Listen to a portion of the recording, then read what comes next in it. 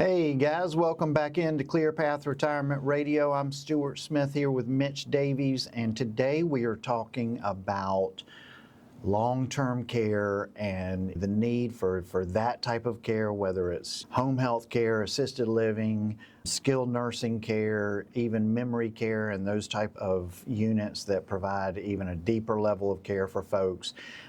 How do people pay for that? How do they plan for that? And what are your options, right? So, one of the things I wanted to kind of go through here with you, Mitch, is, why traditional options are failing, right? So traditional long-term care insurance, and a lot of people have looked at this, a lot of people have talked about this, they've gotten quotes, and, what we see is premiums are really, really tough on those policies. Not only are premiums high for the long-term care insurance policies, but underwriting is very, very strict, and those policies are very difficult to get. And very common conditions can lead to you getting declined for that type of coverage. The other problem with long-term care insurance, and this is probably the one we hear of the most, is even for those people who can afford it and are healthy enough to get it, that use it or lose it problem is really, a hard one to overcome, because the number one reason people walk away from standalone long-term care insurance is you could pay premiums into that thing for 20, 30 years, and we're talking significant premiums, and then just honestly just keel over one day and be gone and never use that policy. And if you never use that policy, all that premium money is gone. It's use it or lose it. It is, sir. And the most common, outside of that, the most common issue we see, how it really plays out is somebody gets this insurance, maybe in their 50s, and it's not terrible. The price isn't awful. Maybe it's a couple $1,000s a year. It's nothing crazy. But as you get into your late 50s, 60s, every year they're hitting you with that renewal letter, and the price can jump any really amount. And they see these huge jumps. So what happens is they pay into it through their 50s, through their 60s, maybe into their 70s. And then they get to a point where they're like, these premiums are so high. Do I just cut my losses and walk away now? Or do I keep paying into this, not hoping, but betting in that aspect that I'll need it? And you end up at this awful turn point where you're like, wow, I've invested $30,000, $40,000 into this. I'm never going to see it if I don't use it.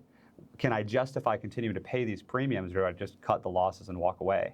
So it creates a real conundrum, and that's how we've seen it play out so many times. Man, that's an awful, awful decision to have to make. And I tell you, a lot of people are forced into, paying $600, $700 a month premiums on this stuff as they get older and closer to using it, because they just can't stomach the fact that I've paid in thousands and thousands of dollars. Sometimes, $60,000, $70,000 of premiums on this, and I'm just going to walk away with nothing and just stop paying for this stuff. So it really, like Mitch says, it's a conundrum that nobody wants to have to deal with, and we see it a lot. So, the other option you have here is, to self-insure and to basically just know that a 5-year stay in a skilled nursing facility, which is pretty average there, that 2.5 to 5 years, and then that range is pretty common. That could easily consume $400,000 to $600,000 of your portfolio, and money that would otherwise be creating income for the surviving spouse, or possibly going to your heirs, that is just evaporates because you need this care. And that is certainly an option. And one of the things that we do at ClearPath is we do a retirement income plan where we model through that exact scenario for folks, and we're able to see, just based on the amount of assets that you have, could you possibly manage through this situation with just pure assets? And, and a lot of times we see that is a possibility for them to manage through it, but we just have to go ahead and swallow the fact that it's probably going to leave the surviving spouse and their heirs little to no money if that does in fact happen. And then I think what that does is it really stresses people out because they're like, I want to put off this care as long as I possibly can so that I use as little of this money as possible.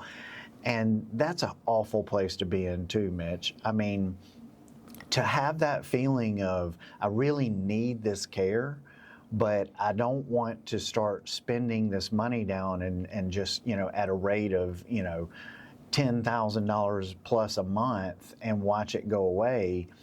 So I'm going to just, lean on my spouse and lean on my kids as long as I possibly can, putting stress on your spouse and your children and everybody else. It's just not a great, place to be juggling those options either. So that, self-insuring is an option, but if you are going to self-insure, let's make sure we have zero problems when the time comes in pulling the trigger and, spending the money that we need to get the care that we so desperately need at that point. Yeah, it's very important. And, it's not just what catches people off guard when we run through that analysis. When they say, hey, we're going to self-insure, it's $8,000 a month, we're fine with that.